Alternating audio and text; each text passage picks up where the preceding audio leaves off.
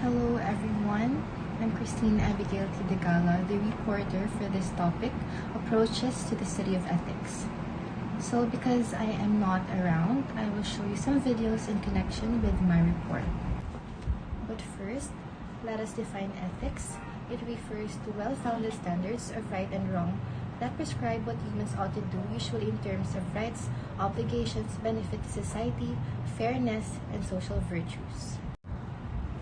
So next is approach. It is a method or technique generally accepted as superior to alternatives. So technically, approaches to the study of ethics are methods for decision-making in public administration.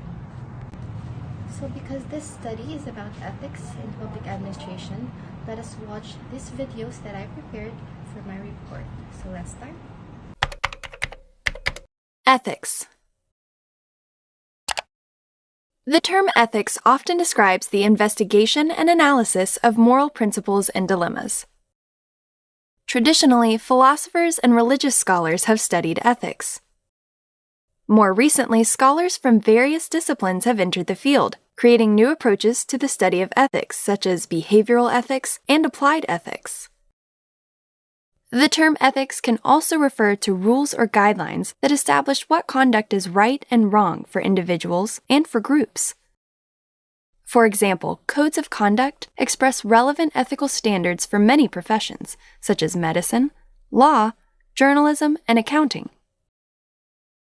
Some philosophers make a distinction between ethics and morals, but many people use the terms ethics and morals interchangeably when talking about personal beliefs, actions, or principles.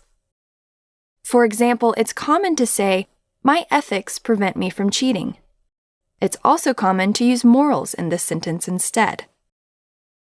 So, whether we use the term ethics to refer to our personal beliefs or rules of conduct, or the study of moral philosophy, ethics provides a framework for understanding and interpreting right and wrong in society.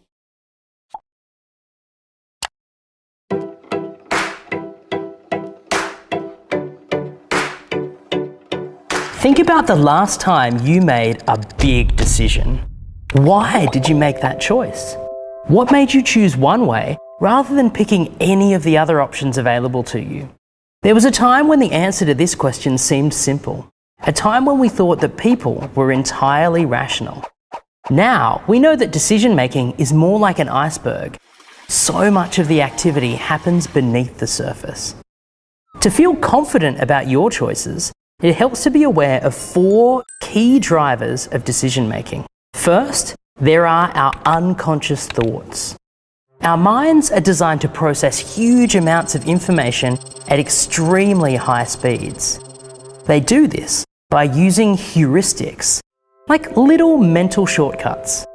These shortcuts help us to manage our complicated world efficiently. But there can be negative side effects of this thinking, distortions to our decision-making. For example, some heuristics function as biases. They can lead us to discriminate against people unfairly or ignore ideas that don't support our way of thinking. Second, there is unthinking custom and practice. Our families, societies, workplace, cultural backgrounds, and friendships all carry sets of beliefs about what's right and wrong. We can easily absorb these beliefs without ever stopping to ask ourselves, do I agree with these beliefs? Are they valid? Third, there is our personal, ethical decision-making profile. People tend to have default settings they use when making decisions. Maybe you tend to think about outcomes. Perhaps you prioritize relationships in your decision-making. Each profile has strengths, but also weaknesses. These weaknesses can be our downfall, leading us to fail to consider other important ethical issues. Finally, and most importantly, there's reflective practice. This is the mode of conscious decision-making. It considers context and the people who will be affected by a decision. It's guided by our purpose, values, and principles, and exercises our imagination to think about what solutions might be possible. We like to think that this form of decision-making is our go-to. In reality, We're probably driven far more heavily by the first three drivers of decision making. That's why ethics, the conscious practice of making and justifying our decisions, is so important. It's too easy to be led astray if we don't take the time to become familiar with our minds, our personal history, and our preferred ways of making decisions. If we can't admit our potential to make bad decisions, we'll struggle to make good ones. Make choices that reflect what's good and right, choices you can justify, and ones you can be proud of. That's what makes the choices actively yours.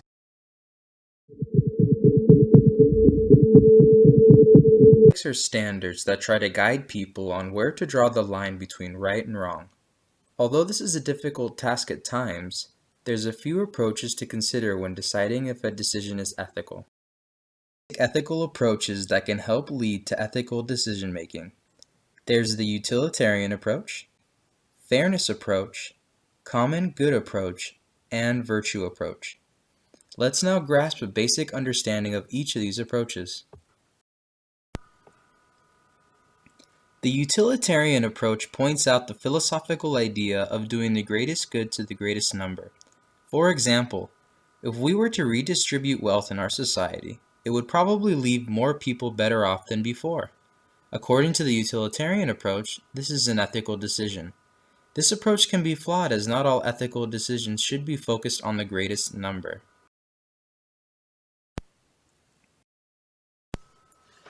The fairness approach relies on the idea that people who are equal are to be treated equal.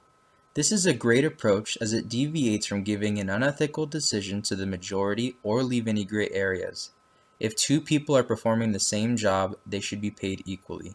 That would be ethical under this approach. The common good approach takes into consideration the well-being of society as a whole. This approach makes the person making the decision aware of taking into consideration all stakeholders that will be affected.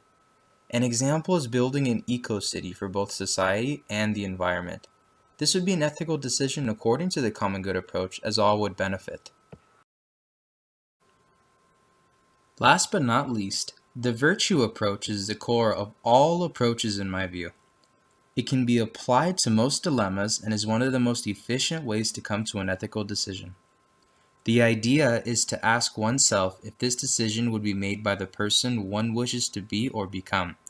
For example, if a developer focused his building on sustainability because he or she wants to be someone that cares for the environment, this would be an ethical decision under the virtue approach. Okay, so the video discussed the 4 approaches in ethics. So, may ang 4 na approaches sa ethics natin: the utilitarian, fairness or justice, common good, and lastly, ang virtue approach, which is very significant sa atong lives, especially sa atong mga government or civil servants. So, muna ni sila, ang 4 na ina, mag-serve ina as a guide para sa atong mga decisions, especially when we go to work. So, let us all be familiar with the 4 approaches para magamit kit natin sa atong journey. So, I think I will see you next week. Okay, so hindi ko na po pwede. And, ma-report next